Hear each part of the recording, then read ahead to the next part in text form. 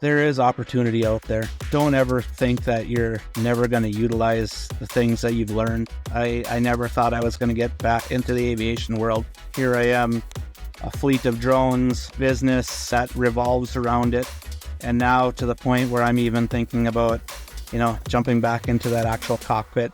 How many people go through life doing work they really don't like, but every day dreaming of, say, working in the aviation industry? They say it's too late. They think it would be too hard. They think it would go against conventional norms. If you never go after what you want, you'll never have it. This is Fly the Transition. Join us as we soar through the captivating stories of individuals embracing a thrilling journey into the aviation industry. From pilots spreading their wings to mechanics fine-tuning the engines and a myriad of industry professionals, each with a unique tale to tell. Get ready to dive into the diverse backgrounds, the pivotal moments that propelled their leap, and the sheer determination that transformed their aspirations into reality. We're not just about dreams. We're about making them take flight. Welcome to Fly the Transition. And now your host, Jim Schilling. Welcome back, everyone, to another episode of Fly the Transition. I'm your host, Jim Schilling. Thank you for joining me as we explore yet another journey of aviation career transformation. So in this episode, we're going to talk about a part of aviation that we haven't really explored very much of, and that would be drone operations or unmanned aerial systems. Now, for me personally, I do have my Part 107 certificate. I got that when I was doing public safety types of drone operations previously in my career. So for me, my first exposure to unmanned aerial systems was through that lens. It was really cool to see the capabilities of these systems, the different types of cameras we could put on them. We'd be able to use FLIR systems, night vision systems, things like that to try to locate individuals who were missing or sometimes just didn't want to be found. It also had a lot of great applications for aerial photography in the public safety arena. Take, for example, like a crash scene or something like that. You could use an unmanned aerial system to get a bird's eye view, so to speak, of a crash scene or a crime scene and document that with a really cool overall aerial display. So though it's not a typical area that I think most would think of when it comes to a career in aviation, there are certainly more and more applications of drones popping up around us today. You could take people in real estate taking pictures of their property. There's a lot of commercial video and photography uses for drones, as well as certain types of surveys, things like that. So there's more and more of this as they become more and more prevalent in aerospace. There's more programs that are popping up around the country that are catering to this type of instruction for possible careers. North Dakota has been kind of at the tip of the spear of this for quite some time. With UND and NDSU both having UAS programs within their curriculum, the state government also is looking at more opportunities for research of beyond visual line of sight types of operations and networks. So there are a lot of things that take place in the drone/UAS space in North Dakota, which actually brings us to this episode's guest. Cory Palm runs a UAS aerial spraying business in North Dakota. Cory actually got a start in aviation in the early 2000s when he originally dreamed of working with his uncle as a spray pilot in North Dakota. Life would take him in another direction and he would work in agriculture, but he would work on the ground side as an agronomist and also had a stint as a paramedic. While continuing to work in agriculture, he started hearing more and more about drones being used for spraying of noxious weeds and other agricultural applications. And just to be clear, we're not talking about just your simple DJI, buy it at Target or Best Buy type of drone. We're talking about some pretty serious equipment that can span up to 12 feet and can spray between 30 and 40 acres per hour. So let's jump into my interview with Cory and hear more about his career transformation, but also let's learn more about how drones are used in agriculture. All right, well, Cory, welcome to the Fly the Transition podcast. Really happy to have you with me. Thanks, Jim. Really look forward to having a conversation with you. Yeah, you have a bit of an interesting journey here. Not just journey, but where you've ended up. For a lot of our listeners, they hear stories of people going whether to the military and then to an airlines or things like that. But we're covering something a little bit different this episode in the space of drone work. So it is certainly a growing aspect of aviation, and I think it'll be really interesting to hear your story about that. I am going to enjoy telling people about it because I never, ever thought in a million years that I'd be where I'm at today. Well, let's get into it then. Talk to me a bit about how you were first exposed to aviation. So I've always been around aviation. My uncle is an ag pilot. So I've been around airplanes since I was a little kid. In fact, there's pictures of me flying in an ag cat with the windows out and with him back when I was 6, 7, 8 years old, which kind of got me hooked on it. And then I decided, as I'm going through high school, that's kind of the road that I wanted to go down. Decided to go to college to be an aerial applicator. So this is going to date me now kind of a little bit, but back in 2001, I started my aviation career, actually flying airplanes. Okay. So you start down that path of flying airplanes and going through college and things like that. So where does that go from there? Because obviously we wouldn't be here if you stayed just down that path the whole time, right? Absolutely. No, my path it's got a lot of bends in the road, I like to call it. Okay. So I went take to the straight path. I definitely did not take the straight and narrow. So I went to college for ag aviation and got finished up with that and found out that it was really actually hard to the aviation or the schooling part was the easy part. It was actually getting into the industry that was hard. Okay. A lot of companies didn't want to pick you up or have you fly because you couldn't get insured. Which is in my case. I thought I was maybe going to potentially go help my uncle at some point in time. I also had a cousin that was going to do that. And so when I finished up with my flight training, there wasn't a lot of places to go. And so I actually continued on with my education and got a bachelor's in agronomy because I had already, ag aviation, a lot of the same classes intermingled with, and so I just continued on and I ended up getting my bachelor's in agronomy. And then that is the path that I took for many, many years as an agronomist, as a sales manager, all the way up until here a couple of years ago. So talk to me about what that degree path is, because some may not know what an agronomist is. So what an agronomist is that they do a lot of consulting with crop farmers. So everything from helping a farmer select their seed, what to spray, what chemicals to spray, how much fertilizer to put down, things like that. That's pretty much what an agronomist does. They are a consultant. Okay. So you go to school for that. Is that the direction you started going with your career then? That is.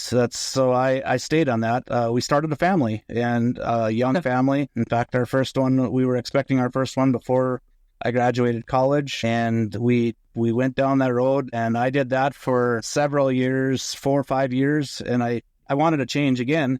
Okay. So then I decided to go back to school, and I got an associate's degree in paramedicine. And and went and was a paramedic for a while, just to change things up, Gotcha. So did you do the paramedic work full time then, or were you part of like a volunteer fire department or something different? It started off as a volunteer fire department. Okay. They allowed me to go get my EMT, which starts off as a first responder. Then you go to your EMT class, and then you move on to paramedic. And that's how I got started, was through my local fire department at the time. Once I finished up with my EMT, there was a time that I became full time, and that's what led me into the paramedic side of things. And I was a full-time paramedic for 4 years, and then went back to the ag world as being an agronomist again. So why the change back from paramedicine into agronomist? Well, was there a certain reasoning, or just you were interested in going back? Or honestly, it's a tough life. I mean, I shouldn't say it's a tough life. There's a lot of things you see as being a paramedic, that a lot of things that you cannot unsee. Sure. And that's not why I quit. A lot of it was that the hours that were required was not fitting my family schedule. Okay. Along with the pay. Unfortunately, paramedics are underpaid. and it doesn't matter where you're at in North Dakota, California, Florida, Texas. Paramedics don't get paid what they're worth, honestly. Yeah, very true. Which is really unfortunate because they're very vital in that aspect of pre-hospital medicine. Right. Just like in aviation, there's a shortage now of people that are going into paramedicine. So you run into those problems now where there's huge waits at these hospitals, or you have to wait a long time for an ambulance to even get there. So, yep. And especially, I live in North Dakota, which is a very rural state. I mean, there is many times where you're 45 minutes to an hour to the closest hospital, and that's just a little hospital that doesn't, we have basically 4 or 5 hospitals in the state that are capable of taking a big trauma, let's just say.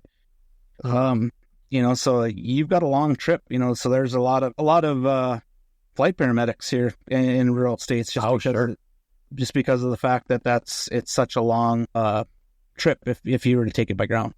Yeah. So was your stuff all ground paramedic then? Mine was just flight. Okay. Yep. I was going to do the flight stuff, and unfortunately, I'm not that small of a guy, so I didn't quite make the cut by about 5 pounds. Okay. So they do have, maybe not so much anymore, but back when I was doing it, they had a weight limit that they wanted to stay within, and I just didn't quite meet that. No. Let's talk about your time and what it takes to do the agronomy work. So you're working with farmers. What kind of hours are you keeping? What are some of the pros and cons of that job when you're actually out working with them in their fields? Being an agronomist, I guess I was always taught from one of my instructors that you're not just dealing with people, you're dealing with families. Yeah. You're dealing with livelihoods. That's actually probably one of my biggest drivers for wanting to do it. There isn't a set schedule. It depends on where you're at in the world even, but agriculture and agronomy is a 24-hour day, 7-day-a-week job, it seems at times. Yeah. A lot of times we're up and going before the sun ever comes up, before our kids are ever up in the morning, and we may not see them for the day, especially during like spring's work, planting, through spraying season, harvest time. For us in the Dakotas, we've got, 100 days where we're 125 days where we're going nonstop. So it's very demanding. And we make our living, in those 4 to 5 months out of the year. For sure. Yeah. 6. The rest of them were covered in snow. So it's very crucial that we take that time to do that, not only from a agronomist standpoint, but the challenges that are faced from the ag aviation world of, wind. And now we're dealing with issues such as dicamba drift and all of those things that are really have evolved over the last few years. And it's really interesting for me to see, 20 years ago when I got into this, to where we're at today with technologies and GPS. It's amazing to see, even like on an airplane, where the light bars have came. I mean, we're not quite to the auto steer on airplanes yet, but it's close. We've got them on tractors. It's probably, and in all actuality, I can't even say that now because my drone is auto steered. I mean, I set that thing when we go spray a field, it automatically sets its lines, and all I hit is launch and make sure that Interesting. I watch that thing. Okay. So it's here. So I guess I can't even say that we don't fly them because So the advancements are crazy. Yeah. Yeah. I suppose that there's also some sacrifice that comes on. I mean, you talk about you're doing this for not just people, but their families as well. I'd imagine as you're also going into that, that's your family that has to make some sacrifices as well during those months. My kids got really used to me not being around, which is probably one of the biggest downfalls, I'm going to say. I mean, it's a great life. It's a great, it's a great career. I still, if I had to do it all over again, I'd do it all over again. It's probably one of the most rewarding careers besides being a paramedic is the fact that I get to work outdoors. I get to work and see wildlife, and, I'm not confined to a 6x6 cubicle. Well, how long were you back into that then? And is there a certain point that you start moving towards this drone business, or how does that work? Like what is the progression there? Well, when I got into, working with chemicals, I actually got onto my local weed board. And it sounds like a different thing in my state, but right, yeah, no. In North Dakota, it's actually a century code. So yeah, a lot of people think it's the smoking weed, but it's not really. But it's not. Okay. It's noxious weeds. Okay. And so every county in North Dakota has a weed board, and so they're responsible and tasked with helping prevent and aiding the county residents to handle or maintain some of these noxious weeds so that they don't get out of control. And so I got on that board, and we were actually at a state convention, and they started talking about these drones, and there was an individual that got up and talked about them, and his name is Josh Pippo, and he was one of the first in North Dakota to actually buy a DJI T30 drone and go spray noxious weeds with it. And he's out in the Badlands.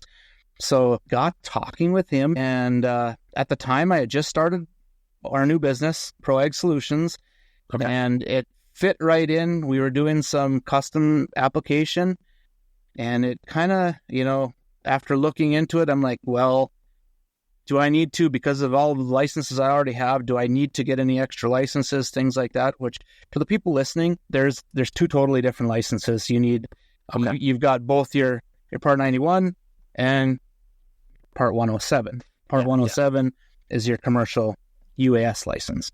So there's ways that you can get exemptions and things like that. But I took the long way, and I actually went back and took the written test for my... Refresh my memory. Was there a private pilot certificate in here at some point that I missed?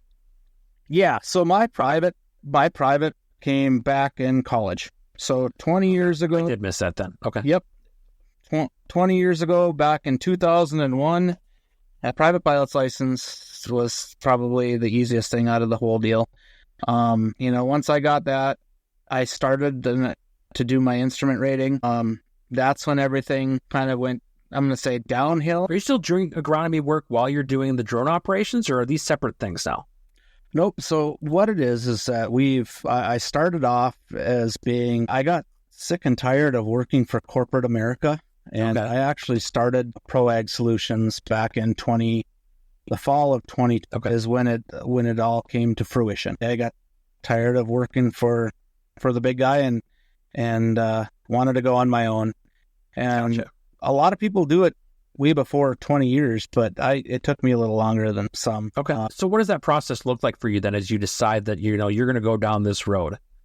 Like, what kind of challenges do you face? What does the process look like? The interesting thing about that was that you look at, so drones are a new thing. As far as FAA goes, regulations and things, nobody really knows. It's kind of like that uncharted territory. And with that, these drones are not cheap. They're very, let's just call it expensive. You're looking at anywhere from $25,000 to $40,000 per drone. Oh, wow. That's just for the bare bones drone, to get it up and flying. So that's not including any of your extra aerial applicator licenses, things like that. What a lot of people don't know is that we pretty much, even if it's just a drone, the licenses that are required to fly that thing, to aerial applicate, to spray pesticides, fungicides, insecticides out of a drone are no different than an 8-air tractor. We have to have the same. They did make one change just last year. You can have a 3rd-class medical. Prior to this last year, you had to have a 2nd-class medical. So really? Just to do the drone operations. Just to do the drone operations. Yep. Wow. And it's probably one of the most controversial things that are out there right now. And that's only on drones that are 55 pounds and more. Okay. And I wasn't aware of that. Interesting. Yep. 55 pounds and more, you have to have a Class 3 medical. Okay. To fly and to spray with them. So like your Mavics, the DJI Mavics and the smaller drones, you don't need it for that. You still need to have a Part 107 license, which is your commercial drone license, but you don't need to carry the medical. Okay. That is only for the bigger ones. Just the bigger ones. Okay. Interesting. Yeah, I had no idea that you need to have a medical for those larger drones. Yep, and that's actually probably what's kept a lot of people out of the business, honestly. Okay. Just because everybody thinks that, I can just go fly a drone. They're easy. They are really easy to fly, except for anybody that's, and all of your listeners probably know that sometimes medicals are not the easiest to get. Correct. Well, interesting thing enough was, I went through and had a medical for years, and then I went away from flying, so I didn't, I let it all lapse and all that. Well, I ended up having some surgeries, and I ended up having a few things happen, and when I went back to get my medical, it was like an act of Congress. I had to supply them with so much paperwork, and it actually took me about a year of back and forth with the FAA down in Oklahoma to get me back so that I didn't have to send paperwork in. Interesting. So yeah, you too had to struggle with some of the medical stuff as those who are maybe trying to make a transition and struggling with medical stuff to get into the cockpit. Yes. Yep. And it's the exact same thing. I mean, there is absolutely zero difference. I was going for my second class medical because that's what I needed. And so for those that are out there, all I got to say is that just stay the course, send your paperwork in. And I even had to go to the extent of going to a HIMSS. Really? Doctor. Yep. Okay. And so the HIMSS doctor that I had ended up being, the closest one was 10 hours away. And so I had to make the appointment and go out there. And great doctor, and they're there to listen and find out what's wrong and be an advocate for you. So yeah, I really wish there was more HIMSS doctors in the U.S., like especially in the northern part of the U.S., because there just isn't any up here. And that's, what I learned was they're pretty important, especially in my situation, to actually helping me get everything back to the straight and narrow. So let's talk about the actual work itself now that you're doing. You've got a larger drone. How does the process of the application work? You talked about that you have to have the same type of licenses and things as far as actually dispersing it, but how does the process go? So no different than anything else. The other thing, so we have to file NOTAMs, just like everybody's supposed to fly. We actually are required to do them 48 hours in advance, so which makes it difficult at times. So we're really watching a lot of the weather patterns and things like that. Okay. It's no different. So on my typical day, obviously, it starts usually a day or two before, watching the weather, what direction the winds are going to be from. There's many cases and scenarios where even though we're running a drone versus an airplane, that we have to go back to fields 2 and 3 times to go clean stuff up because we're bordering up against a susceptible crop that we can injure. So we may be going back 2 or 3 times to spray it, just so that we're not drifting over onto that susceptible crop. So it actually starts several days in advance just to try to plan out where we're going, how long it's going to take, and how much can we get done in a day.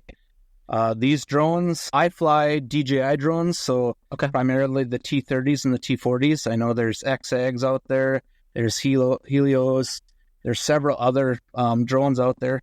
There's some that are getting to be pretty big. Like the T-30, for example, we can do about 200 acres in a day per drone if we've got really good flying. We can do about 300 acres in a day with the T-40, which is just currently the largest drone that's available through DJI in the U.S. right now. Okay. In China, but we don't have it here yet. We've got drones that are working. I'm trying to visualize what you're flying versus what they're flying. If you put, there it is. So when it's all spread out with the props all spooled up, it's about 12 feet wide. Wow. So that's quite a bit bigger than what we fly at my work. So yeah. Yep. Everybody that sees them, it actually is, I've got some, I show pictures to people with somebody standing next to one. And it's barely fits in an 8-foot wide trailer when the props are kind of folded in. But if the props are fully expanded out, then that's when you're at that 10 to 12 feet, depending on which drone. But they're big. They're not small. They're surprisingly quiet compared to they don't have that high pitched whine like what a little drone does. Yeah. It actually sounds more like a turbine. when it takes off. Huh. Just with that, there is such, like on the big one, there's 8 propellers on the T40. Okay. There's 6 on the T30. But when that T40 takes off, I mean, there is so much air movement underneath that thing that it makes that sound. And like I said, it sounds just like a turbine when it's really, when it flies by. So how much chemical can that carry then? So the big one holds about 10.5 gallons. We can do about, depending on what the label rate says, a lot of stuff we're doing at 2 gallons an acre, 3 gallons an acre. So if we're down to 2 gallons an acre, we can do just a little over 5 acres per load. Okay. And we'll do that in about 7 minutes. 7 minutes. Okay. Yep. The flight time on these things is about 8 to 12 minutes, depending on how far you're ferrying, things like that. So there's a lot that goes into, it's not just flying these things. So you gotta figure out, if I'm going to ferry it a long ways, I probably shouldn't fill a full 10.5 gallons. I should maybe only fill 7 gallons. Okay. Just so that I can make sure that I have enough battery to get back. Because these things are ran off batteries. Yeah. So does it go is it line of sight that you have to maintain? So, I mean, I suppose you're out in the middle of North Dakota. There's a lot of line of sight to be had, but is there a requirement for line of sight and all that? It is. Okay. You have to maintain a line of sight. You actually have to have what's called a VO, or a visual observer. Sure. You can't just go fly it by yourself. You have to have somebody else there. That person is responsible for also maintaining, watching the safety of the crew, everything. You fly it just like a crew. You got your pilot, plus you've got your ground. Yeah. In our case, we use our VO. They load, they mix chemicals, and they make sure that if somebody comes driving up while we're doing the operation, that those people maintain a safe distance, because in many cases, the pilot may not be sitting right there at the trailer. They may be, 200, 300 yards away. They can still see the trailer, but they're not there, just because we're doing mile-long runs, for example, and you want to keep a visual line of sight of that drone where it goes over a hill, for example. That's my favorite thing to do, is I just go sit on the highest point and watch it. Okay. And fly it from there. So you do have quite a bit of open space then to work with to keep your visual observation. That is 12 feet wide, Well, and we're spraying a pattern of anywhere from 20 to 40 feet wide. Okay. Just depending on how high off the top of the crops we are. So like on the T40, we're going up to, 35, 40 feet wide as it's going down the field, with that vortices. It's no different than a helicopter or an airplane. They fly at about 32 feet per second, which equivalates out to, I think it's 24, 25 miles per hour is what they're flying along at for ground speed. So, you, even with that and the amount of rotor wash that you have, you get that vortices, and it's really neat for anybody that's never seen it up close to actually see what a true, what that true vortices looks like. You see them in pictures off of an airplane. It's no different on a drone. Before we get back to this interview, a quick word from those who make the Fly the Transition podcast possible. Aviation friends, are you looking for eyewear that's as adventurous as you are? Look no further than Flying Eyes Optics.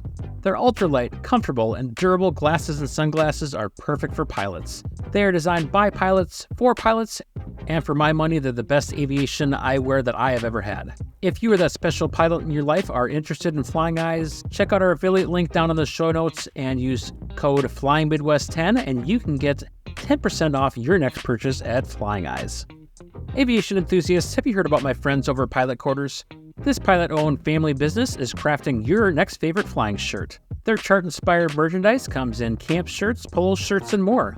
And by popular demand, they're adding lightweight fleece hoodies and long-sleeve tees to their collection. So head on over to pilotquarters.com today and soar in style. You're listening to Fly the Transition. If you've ever thought about changing careers and getting into the aviation industry, welcome to your new home. Now, back to your host, Jim Schilling. So in your experience, are you seeing more people moving towards this type of spray application, or is it still somewhat in, I guess, the formative years? Over the last year, it has gotten to be a lot more prominent that larger growers or larger farmers are looking at these as a viable option to maybe going and purchasing a ground sprayer, because you're not tracking things up. You can spray when it's muddy. You don't have to worry about getting things stuck. There's a lot of the same benefits as having an airplane for a fraction of the cost, and I look back at when I first got into ag. I was just thinking about this the other day. I looked at my very first ag cat that I really wanted to buy. It was a bi-wing ag cat, 600, I believe, but they had it priced at like $65,000. Okay. And I was like, wow, at the time that was a lot of money, right? Here I am today spending $45,000 on a drone that is an eighth of the size, and it goes way slower, and it just doesn't cover the same amount of acres, but yet that's where we're at. Yeah. It's not no $1 million, $1.3 million turbine, that's for sure, but it is a viable option for guys to go out there. And I think that's what's making it more popular, is because it's affordable. And then people may say, well, $45,000 or $25,000 isn't affordable. In the grand scheme of things, it really is. So if it's a matter of a farmer or a business being able to spray a crop versus not, because they can't get into it, and now it's a timing issue. Okay. That timing issue can cost bushels and yield, and at the end of the day, they're losing money. So that's why I think it's gotten to be more. In fact, I know of 4 growers that have bought drones just so that they have them in case, basically on hand, just in case. Okay. So beyond the spraying, are there other applications that you guys have for use of these? I mean, do you do like studies or surveys of fields or anything like that? So we do a lot of, so I just did some flying actually with a multispectral to do some evaluating for drainage tiles or drain tiles. And I mean, even with these big drones, like the T40, you can do it. The T30 isn't capable of doing it because it does not have, the cameras don't stick straight down. You got to be able to have it so that it looks straight down. But there is a lot more things than just spraying. You can throw a thermal on some of these drones, which I'd actually like to get a thermal and have it to assist with maybe the local law enforcement if they need it, or there's people flying these things to go do animal recovery. A thermal can go out and check cattle and tell me if they're running a fever. There's a wide variety of things that these drones can do. Everything from helping sell a house, real estate. There's a lot of people that do real estate pictures with them, to the big stuff, flying and spraying. There's so many things that a drone can do. And I think, the one thing that I have learned a lot is there's a lot of misconceptions out there in the industry. And there's a lot of arguments that happen between actual pilots, and I say actual pilots, because I can consider myself one of both. But, the safety aspect of things, you've heard of the drone strikes and things like that. And that's the last thing that anybody wants. Oh, sure. So how can we work together? And that's one thing that, I've kind of, with my knowledge of what the industry, especially on the aviation side of things, what happens in that cockpit, there's not a lot of time to think. You just do. And it almost gets to be like I'm going to say a robot, but there is times that you get complacent, and unfortunately that's when accidents happen. Yeah. And if there's a way that we can limit them, I mean, in North Dakota last year alone, I know 2 pilots that are no longer here today, and it was just unfortunate error. Yeah. I don't know. I wasn't in the cockpit, so I don't know exactly what happened, but I know that they're not here today. And a lot of people look at drones as these might be a viable option because we're not, there's nobody in it. Sure. They're still dangerous. Don't get me wrong. They can hurt somebody if they crash. Oh yeah, I suppose. So there are so many things that, getting back to your initial question of what a drone can be used for, what they are being used for, and the popularity of them, everything from the little kid that gets one, the $20 drone that can fly around in your house for Christmas, all the way up to the big drones. And in North Dakota here, we actually have, Drummond, which is the military drones flying out of Grand Forks.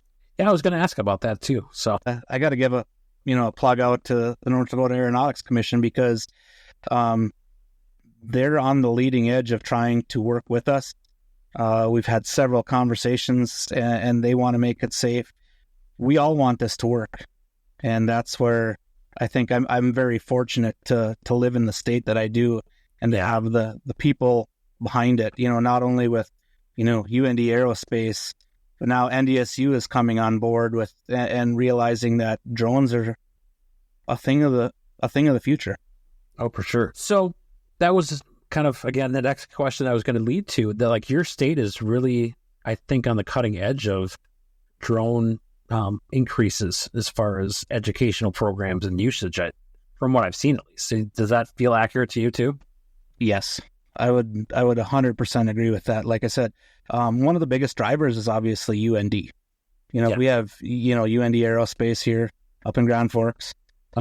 That's actually where, my degree came from the University of Minnesota Crookston, which is partnered with UND through their aviation program. That's actually who I did my, all of my training through. Was, what do they call it, a co-op, I guess.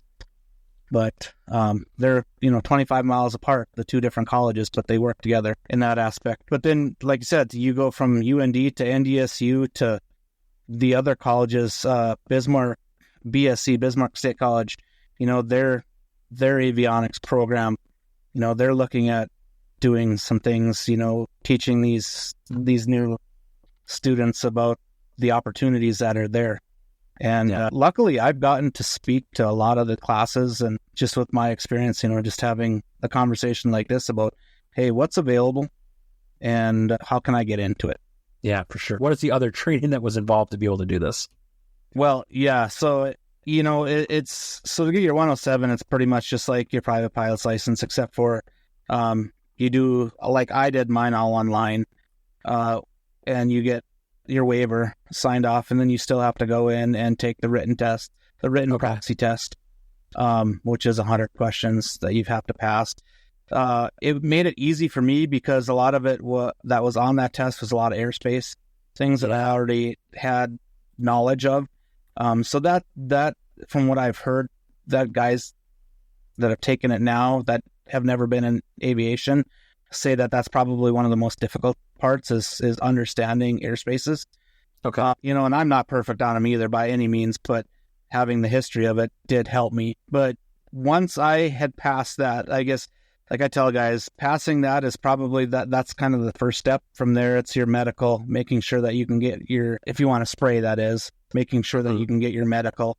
And then when I purchased my drone, I purchased it. There's about four larger companies in the U.S. that deal with the DJI drones, the egg drones.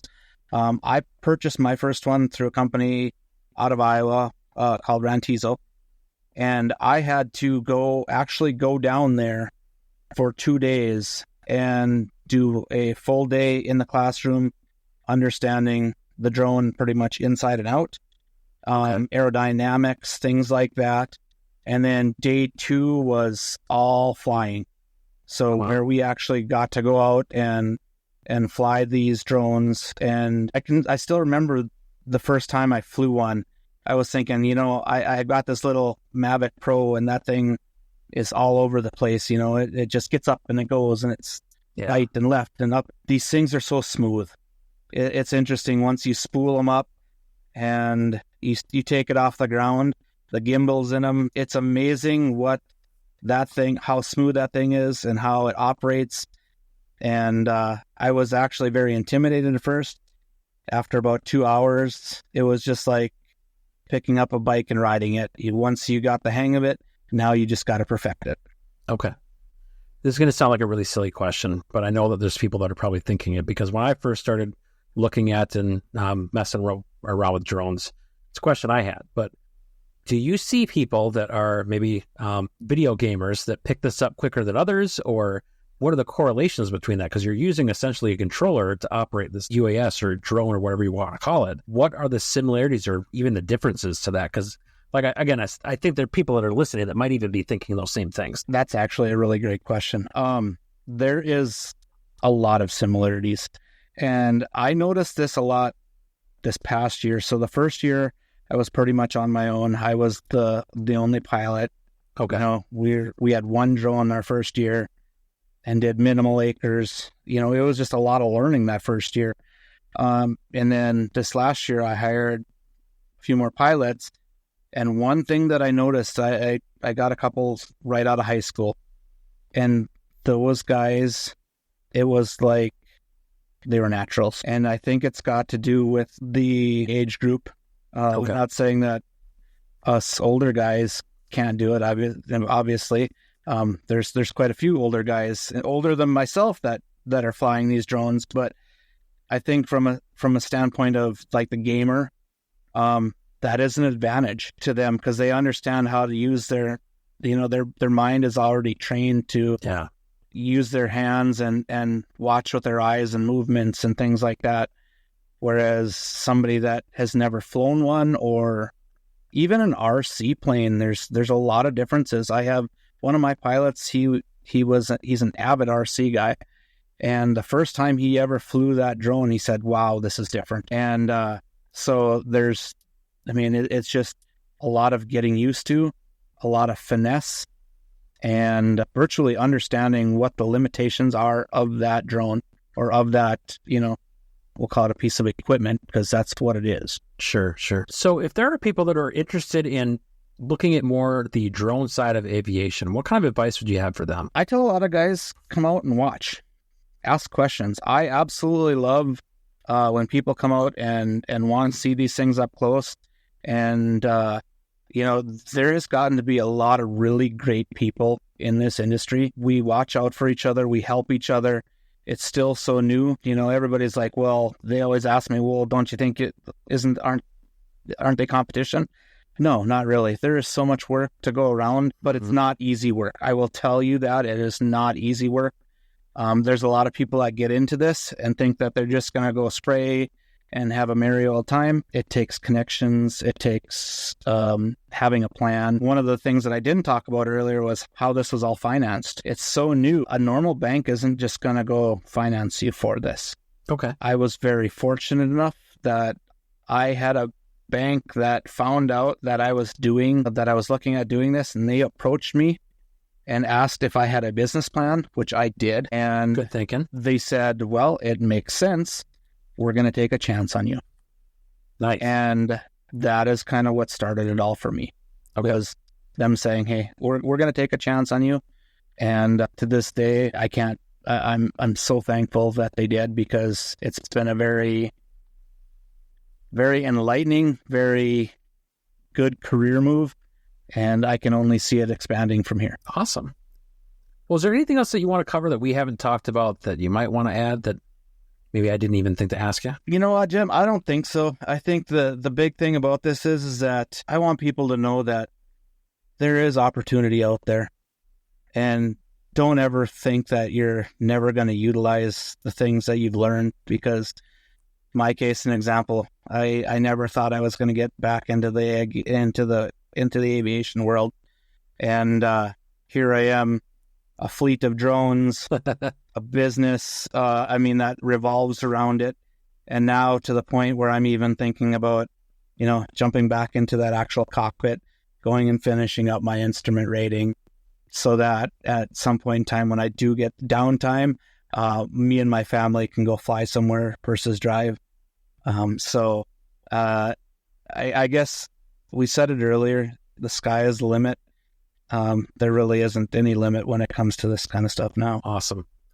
Well, I cannot thank you enough for coming on the podcast and giving us a little bit of a backstory and information about that type of aviation.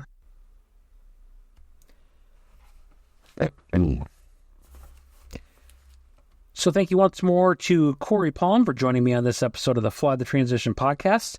Really appreciate hearing more about a different side of aviation than we're used to hearing about, and more career opportunities that can exist for others out there. A couple of things that I want to note about my interview with Cory is, even though we're talking about not necessarily being in the cockpit of an aircraft, you still need a third-class medical in order to fly the types of drones he's flying, or anything essentially over 55 pounds. He talked about at first needing to get a second-class medical, and then ultimately you still need a third class at this point. So who knows if the FAA will change that down the road to include other types of options such as basic med. Cory also talks a bit about his own journey in the space of needing to work through his medical. He had let his medical lapse, and it took him over a year to work through going back and forth with Oklahoma City to finally get that medical in hand. Now, this is a story that is all too common, it seems like, but I do hear some stories of things starting to improve in that space as far as working with the right people to get your things in order before you send this stuff off to the FAA, and making that streamline the process a little bit more. So if you are looking at that, make sure you're doing your research and consulting with reputable sources to get things in order before you start working on that medical process. And like we talked about, programs for this type of aviation are popping up all over the place. Again, UND and NDSU, both in North Dakota, offer these types of programs for people looking to get into careers in aviation revolving around the drone and UAS space. So these things are out there. They're continuing to grow. If this is something that might be your niche, the use of these types of things is only going to increase. So now let's talk about our next episode. Next time I'm going to feature Richard Donaldson. He's held a lot of different roles, including being a chef, scuba and ski instructor in his earlier days, and ended up in San Francisco at the boom of the internet in the mid-90s. He worked through a tech and entrepreneur phase, working with info networking and data centers, and would later wind up at a little company you might know called eBay, and working in the supply chain industry. He has since made his move into aviation and is at the epicenter of flight training down in the Phoenix, Arizona area, helping people build into their own aviation careers. So I hope you'll join me next time for a conversation with Mr. Donaldson. As always, if you like what I'm doing here, I sure would appreciate a rating and review wherever you're listening to this podcast, and sharing the podcast with others, either on your social medias, by word of mouth, by carrier pigeons or smoke signals. However you want to get the word out, I certainly would appreciate it. Thank you so very much for joining me on this episode of the Fly the Transition podcast. And until next time, keep your eyes on the sky and your dreams soaring high. You've been listening to Fly the Transition. Life is too short for you not to do what you love. And our passion is to give you all the tools you need to make the transition from doing what you do to being in the aviation industry. We hope you've enjoyed the show. If you did, make sure to like, rate, and review. And we'll be back soon. But in the meantime, you can reach out by email at flythetransition@gmail.com. Find us on Facebook at Fly the Transition. And the website for Flying Midwest Media is flyingmidwest.com. Keep soaring. See you next time on Fly the Transition.